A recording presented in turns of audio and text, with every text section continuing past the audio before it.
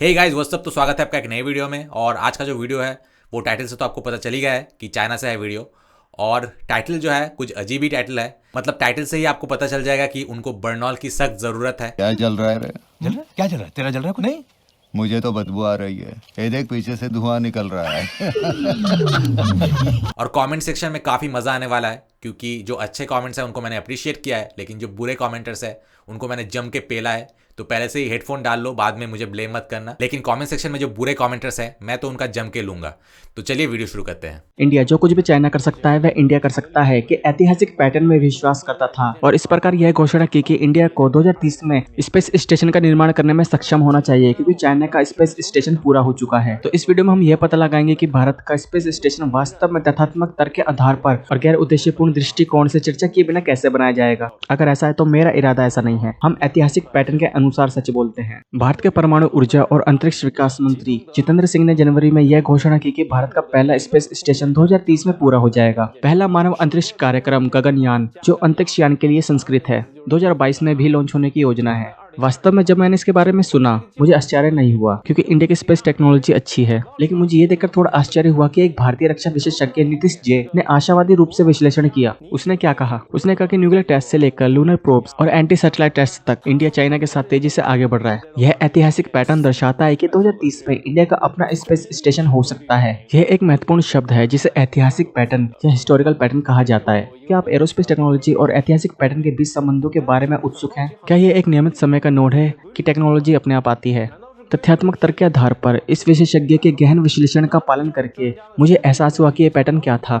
बाद में उन्होंने अपने शब्दों को गोल किया और कहा, चाइना का पहला परमाणु परीक्षण 1964 में हुआ था और इंडिया भी 10 साल बाद 1974 में सफल हुआ। 2007 में चाइना ने अपना पहला लूनर प्रोब चैंग-ई-1 लॉन्च किया और इंडिया ने भी 2008 में चंद्रयान-1 लॉन्च किया। 2007 में चाइना ने अपना पहला एंटी सैटेलाइट टेस्ट किया और उसके बाद उसने 2019 में भी किया। तो आदर्श रूप से अब जब इस एशियन जाइंट चाइना ने अपना स्पेस स्टेशन लॉन्च किया है, इतिहास बताता है कि 2030 तक इंडिया का अपना स्पेस स्टेशन हो सकता है, जो हम देख रहे हैं, जो कि ऐतिहासिक पैटर्न है। खैर वास्तव में मैं थोड़ा भ्रमित था जब मैंने इतिहास के नियमों का ऐसा विश्लेषण देखा। आइए इसके बाद इंडिया की स्पेस टेक्नोलॉजी पर एक नजर डालते हैं। हालांकि उनका विश्लेषण थोड़ा सा भ्रमित करने वाला है, फिर भी वे एरोस्पेस में टॉप 5 में रैंक कर सकते हैं। ओह नहीं, 5वां। इंडियन स्पेस स्टेशन का वजन 20 टन तक हो सकता है और इसे पृथ्वी से 400 किलोमीटर ऊपर कक्षा में स्थापित किया जा सकता है। अंतरिक्ष यात्री वहां 15 से 20 दिनों तक रह सकते हैं। गगनयान योजना के लागू होने के 5 से 7 साल बाद निर्माण शुरू हो जाएगा, जैसा कि ऊपर इंडिया द्वारा व्यक्त किया गया है। इसका 2 बार उपयोग करना यह इंगित करता है कि उनके पास वर्तमान में कोई विशिष्ट या विस्तृत योजना लागू नहीं है। इसलिए इंडियन स्पेस स्टेशन के बारे में बहुत कम सार्वजनिक जानकारी है और जो मैंने पाया वह सीमित है। हालांकि इस तथ्य के अनुसार कि अंतरिक्ष यात्री केवल 15 से 20 दिनों तक ही रह सकते हैं। यह स्पेस स्टेशन की तुलना में स्पेस लेबोरेटरी की तरह अधिक है। यह पहले यूएस में स्काईलैब स्पेस लेबोरेटरी और चाइना में तियांगोंग लेबोरेटरीज और 1-2 और के समान है।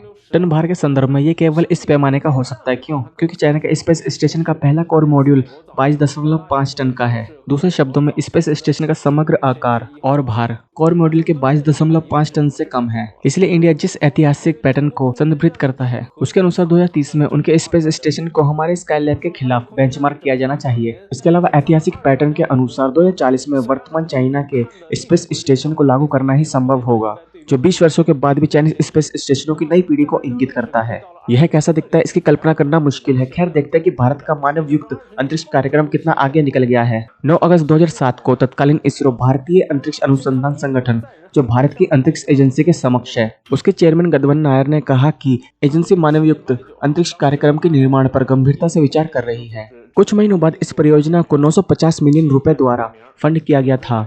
2008 तक यह अनुमान लगाया गया था कि मानव युक्त अंतरिक्ष उड़ान के लिए $1.6 बिलियन और 7 साल की विकास अवधि की आवश्यकता होगी। हालांकि भारत सरकार ने 2009 में योजना को मंजूरी दी थी, लेकिन उसने पर्याप्त धन नहीं दिया और यह उनके धीमे विकास के कारणों में से भी एक हो सकता है। 2014 में मानव युक्त अंतरिक्ष यान के रिटर्न कैप्सूल और री एंट्री एक्सपेरिमेंट का एक हिस्सा शुरू किया गया था और भारत के अपेक्षाकृत उच्च जनसंख्या घनत्व और खराब परिवहन के कारण वापसी कैप्सूल समुद्र के माध्यम से बरामद किया गया था। लॉन्चिंग से लेकर लैंडिंग तक का पूरा एक्सपेरिमेंट 20 मिनट 43 सेकंड तक चला और ये सफलतापूर्वक बंगाल की खाड़ी में गिर गया। दूसरा कारण यह है कि उनका स्पेस लॉन्च सेंटर समुद्र द्वारा बनाया गया है और यह एल्टीट्यूड स्पेस लॉन्च के लिए बहुत अनुकूल है।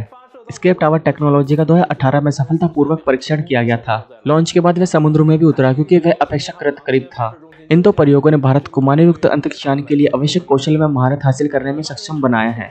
हीट रेसिस्टेंट मटेरियल्स, टेक्नोलॉजी और सभी प्रक्रियाएं। उसी समय उन्होंने लड़ाकू पायलटों के फ्लाइट सूट्स का उपयोग करके कैबिन सूट विकसित करना शुरू कर दिया। एक्स्ट्रा व्हीकल सूट विकसित करने के चरण तक पहुंचने से पहले कई वर्षों का अनुमान है। उपरोक्त परीक्षण सफलतापूर्वक होने के बाद दिसंबर 2021 में गगनयान 1 मानवयुक्त अंतरिक्ष यान का मानव रहित परीक्षण शुरू करने की योजना बनाई गई। हालांकि वैश्विक महामारी के कारण सभी ने देखा कि भारत में क्या चल रहा था। योजना को जून 2022 तक धकेल दिया गया था और फिर दूसरी बार 2023 के लिए निर्धारित कर दिया गया था। यदि ये सफल रहा तो 2023 में अंतरिक्ष यान के साथ एक वास्तविक मानव परीक्षण होगा। हालांकि अंतरिक्ष यान को 3 अंतरिक्ष यात्रियों को ले जाने के लिए डिजाइन किया गया था, लेकिन संभवतः केवल 1-2 अंतरिक्ष यात्री अपने पहले मिशन पर भेजे जाएंगे। अंतरिक्ष यान को 3.7 टन के अंतरिक्ष यान के रूप में डिजाइन किया गया था। पहला मानवयुक्त अंतरिक्ष यान पूरी तरह से 2 दिन के मिशन के लिए डिजाइन किया गया था। इसके बाद के वर्जन को डॉकिंग कैपेबिलिटी के साथ 7 दिनों तक बढ़ाया जा सकता है और फिर इसके हायर वर्जन को 30 से 40 दिनों तक की उड़ान के मिशन के लिए छोटे से स्लीपिंग कैबिन के साथ बढ़ाया जा सकता है। हालांकि यदि कोई प्रभावी फिटनेस उपकरण और स्थान नहीं है तो अंतरिक्ष यात्रियों के उतरने पर उड़ान की अवधि समाप्त हो जाएगी। हालांकि भारत के मानवयुक्त अंतरिक्ष यान की प्रगति अपेक्षाकृत धीमी है।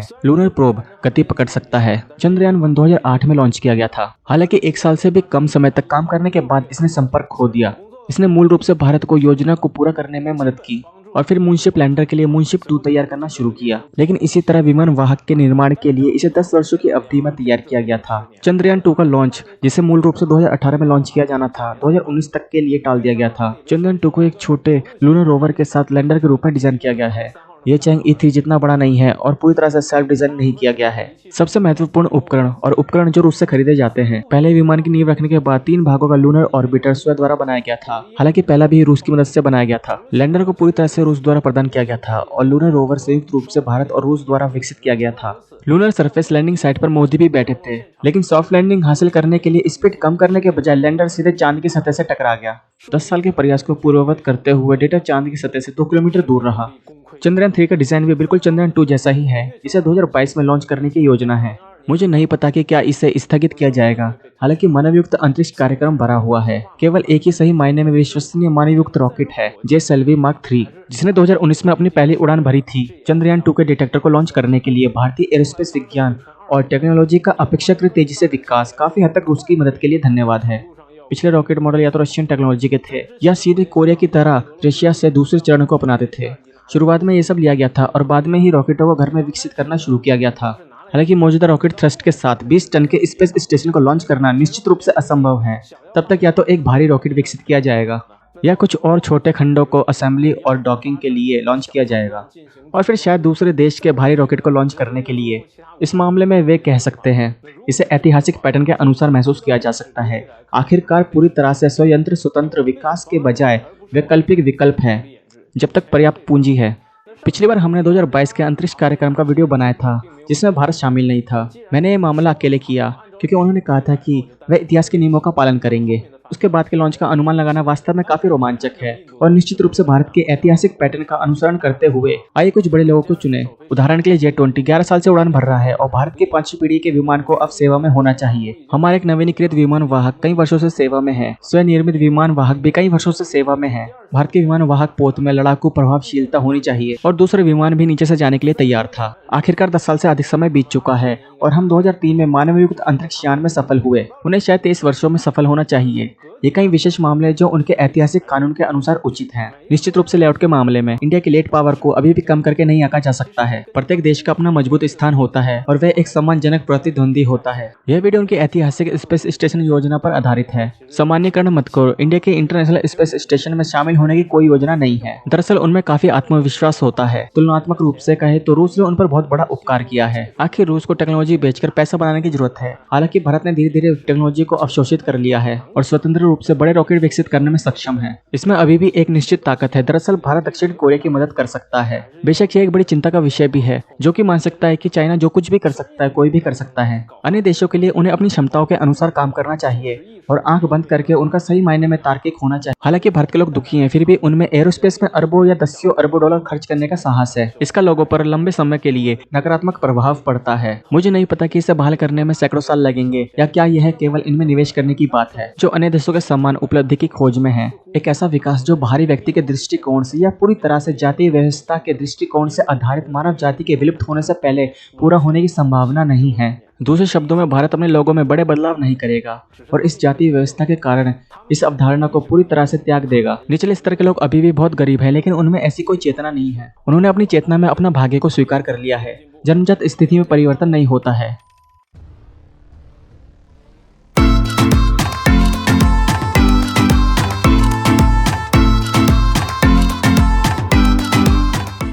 तो जहाँ पे इन्होंने गरीबी की बात की कि इंडिया स्पेस स्टेशन में इन्वेस्ट कर रहा है लेकिन फिर भी इंडिया में गरीब है, उसके बारे में बाद में रिप्लाई करूंगा क्योंकि और भी एक दो कमेंट ऐसे हैं। और रही बात चाइना से कंपटीशन करने की, तो हमारे मोस्ट एंशियंट स्क्रिप्चर महाभारत में महारथी कर्ण के द्वारा ये एग्जाम्पल हमेशा सेट किया गया है कि हमेशा उत्तम बनने की कोशिश करना, कभी भी श्रेष्ठता सिद्ध करने की प्रतियोगिता में मत उलझना। तो किसी एक इंडियन के रिमार्क से ये मत समझो कि हम तुम्हारे साथ कंपटीशन करने की कोशिश कर रहे हैं, क्योंकि ना तो हमें चाइना जैसे बनने का कोई शौक है और सिर्फ चाइना से बेटर बन के सेटिस्फाई हो जाए हमारा सपना इतना छोटा भी नहीं है। तो बढ़ते हैं कमेंट सेक्शन की ओर। तो सबसे पहले न्यू नैन ने लिखा है कि दूसरे देशों को कभी भी अंडर एस्टिमेट नहीं करना चाहिए। मुझे लगता है कि इंडिया 2030 तक स्पेस स्टेशन जरूर बना लेगा। उसके बाद अलेक्जेंडर ली ने लिखा है कि जिन जिन एरियाज में इंडिया को अभी भी होमवर्क करना है वो है human space flight, spacecraft docking, high thrust rocket. इन सब एरियाज में मास्टरी करने के बाद इंडिया एक स्पेस स्टेशन बना सकता है। इन एक एक चीजों को डेवलप करने में 10 साल लग जाते हैं। जरूरी नहीं है कि इंडिया को भी 10 साल लगे। वैसे इंडिया ने काफी लेट एंट्री ली है बट काफी कम टाइम में बहुत कुछ हासिल कर लिया है, चाइना से भी बेहतर। For example first successful Mars mission पहले अटेम्प्ट में ही, जो कि चाइना भी नहीं कर सका। तो जरूरी नहीं है इंडिया को भी 10 साल ही लगे, इंडिया बहुत पहले ही कर लेगा। उसके बाद जियोन ने लिखा है कि 30 साल के बाद इंडिया की इकोनॉमी, टेक्नोलॉजी, कल्चर और मिलिट्री, इन सारे एस्पेक्ट्स में इंडिया रैपिडली इंप्रूव कर जाएगा, लेकिन इंडिया के लोअर कास्ट फिर भी गरीब ही रहेंगे unless A national hero appears. At present India एक टैलेंट एक्सपोर्टिंग देश है। अगर ये एक्सपोर्टेड टैलेंट्स जो कि एनआरआई एलाइट्स है, इनमें से कोई वापस आए इंडिया में तो वो नेशनल हीरो बन सकता है। इंडिया में काफ़ी लोग हैं जो कि नेशनल हीरो बन सकते हैं, ज़रूरी नहीं है कोई एनआरआई एलाइट ही हो। और ये जो चीज़ है जो कि ऑलमोस्ट तीनों में से एक फॉरेनर ही ये इंडिया के बारे में कहते हैं कि ये जो इंडिया स्पेस में टेक्नोलॉजी में इन्वेस्ट कर रहा है, लेकिन इंडिया में गरीबी तो है। तो गरीबी का इन टेक्नोलॉजी से कुछ लेना देना नहीं है। अगर है भी लेना देना तो वो इन्हें पॉजिटिव फैक्टर है कि जितने ऐसे स्पेस एक्सप्लोरेशन या फिर टेक्नोलॉजी में इंडिया डेवलप होगा उतने ही ज़्यादा जॉब्स होंगे लोगों के लिए। इंडिया की गरीबी मिटाने के लिए सिर्फ स्ट्रिक्ट रूल्स चाहिए। इंडिया में गरीबी अभी भी इसीलिए है क्योंकि स्ट्रिक्ट रूल नहीं है, जबकि मिडिल क्लास और रिच लोग जो है वो एक से ज़्यादा बच्चा नहीं पैदा करते हैं। लेकिन ये जो गरीब है जिनके पास जॉब नहीं है या फिर जॉब है भी तो वो बहुत लो पेइंग है, तो ये जो लोग हैं ये एक सेक्शन है जो कि कॉन्स्टेंटली बच्चे पैदा करते जा रहे हैं। तो फिर गरीबी कैसे मिटेगी, क्योंकि ये जो गरीब सेक्शन है ये मल्टीप्लाई होते जा रहे हैं। और पहली बात तो तुम्हारे देश में भी गरीब है और बहुत सारे देशों में ही, इवन यूएसए यूके में भी बहुत सारे गरीब है, बहुत सारे होमलेस पीपल है। अब हर देश के सरकार तो चाइना के सरकार जैसा क्रूर नहीं हो सकता कि पहले हार्श वन चाइल्ड पॉलिसी लगा दिया और फिर भी जब पॉपुलेशन नहीं घटा तो बुजुर्ग जो पॉपुलेशन है उनको कोविड से उड़ा दिया। और इस प्रोसेस में सिर्फ बुजुर्ग ही नहीं, बहुत सारे जवान और बच्चे ऑल ओवर द वर्ल्ड मरे हैं। तो तुम्हारे देश के जैसे नालायक सरकार तो हर देश में नहीं होता, लेकिन हाँ कुछ पॉपुलेशन कंट्रोल लॉज अगर इंडिया पास करता है तो इंडिया की गरीबी मिटने में भी 1-2 साल ही लगेंगे। उसके बाद विलियम जू ने लिखा है कि इंडियन डिफेंस एक्सपर्ट ने बहुत सारे एग्जांपल्स ऐसे दिए जहां पे इंडिया ने चाइना के साथ compete करके सक्सेस पाया है, लेकिन उन्होंने वो इंस्टेंसेस नहीं दिया जहां पे इंडिया चाइना को कैचअप करना चाहता था बट वो फेल हो गए। आई होप इंडियन ऑडियंसेस इसके बारे में सोचे। चलो इंडियन ऑडियंस तो बहुत जगह से नॉलेज रखते हैं, बट तुम्हारा जो नॉलेज है वो तुम्हारे ही सरकार के जो सर्च है और जो नैरेटिव है उसी पे जाके अटक जाता है, उससे बाहर नहीं निकलता है। अगर उससे बाहर निकलता तो तुम जानते कि IT और मेडिकल जो इंडस्ट्री है वहाँ पे इंडिया काफ़ी आगे है। इसीलिए Indian apps, Indian IT services और मेडिकल जो है जहाँ पे इंडिया चाइना से आगे है, वो चाइना में एंट्री नहीं है उसका, क्योंकि तुम्हारी सरकार की फटती है उससे। जब इंडिया चाइनीज ऐप बैन करते हैं तो तुम्हारे देश के सरकार के पिछवाड़े में बहुत मिर्ची लगती है, लेकिन खुद अपने देश में सारे फॉरेन ऐप्स बैन करके रखे हैं क्योंकि तुम्हारे देश की सरकार नहीं चाहती है कि तुम जानो इंडिया के अचीवमेंट्स के बारे में। तुम अपने छोटे से कम्युनिटी के दायरे से बाहर निकलो तो तुम्हें पता चलेगा कि दूसरे देशों की अचीवमेंट्स क्या है। उसके बाद नैन गोंग ने लिखा है कि Indians are very smart, they can definitely figure it out,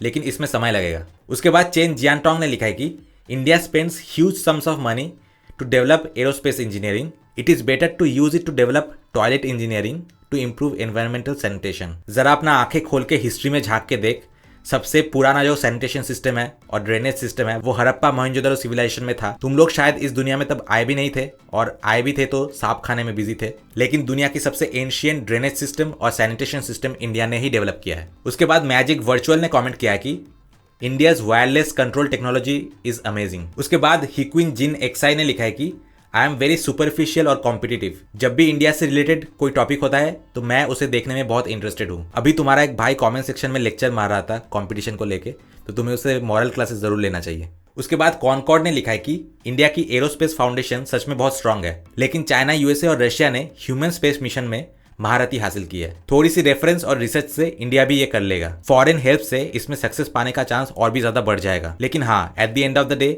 कितने टाइम में इंडिया ये टेक्निकल गोल्ड हासिल करता है, ये भी बहुत इंपॉर्टेंट है। उसके बाद लकी ने कमेंट किया है कि चाइना के पास फिजिकल केमिस्ट्री में कोई नोबेल प्राइज विनर नहीं है, लेकिन इंडिया के पास है। उसके बाद जू यू ने कमेंट किया है कि इंडियंस को कभी भी अंडर एस्टिमेट मत करना, क्योंकि कुछ कुछ चीजें हैं जो इंडियंस कर सकते हैं लेकिन चाइनीज नहीं कर सकते हैं। For example, Indians dare to drink Ganges water, can we Chinese? ये गैंजेस क्या है बे? तेरे नाजायज बाप का नाम है क्या? यार, इन अमेरिकन और चाइनीज जिन्होंने भी इनके मुंह में घुसा के रखे हैं, So the river Ganges. The Ganges. Straight into the river Ganges.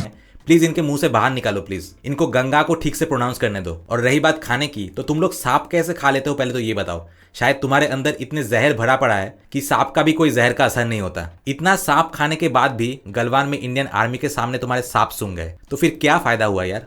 उसके बाद सू म्याओ ने लिखा है कि स्पेस स्टेशन, तुम तो टैंक भी नहीं बना सकते, तो फिर स्पेस स्टेशन क्यों बना रहे हो? हाँ, हमने देखा था तुम्हारा टैंक कंपटीशन में, कैसे तुम्हारे टैंक से चक्के निकल के आए थे। यार, लोगों की साइकिल से हवा निकलती है, तुम लोगों की तो यार टैंक के चक्के से भी हवा निकल जाता है। अरे भाई, हर चीज प्लास्टिक से नहीं बना सकते हैं। और रही बात इंडियन टैंक की, तो कभी अपने चाइनीज ब्राउजर से बाहर भी निकल के देखो, तो अर्जुन के बारे में पता चल जाएगा। तो दोस्तों, कमेंट का सिलसिला आज यहीं पे खत्म करूंगा। मिलते हैं आपसे नेक्स्ट वीडियो में। Till then, good bye.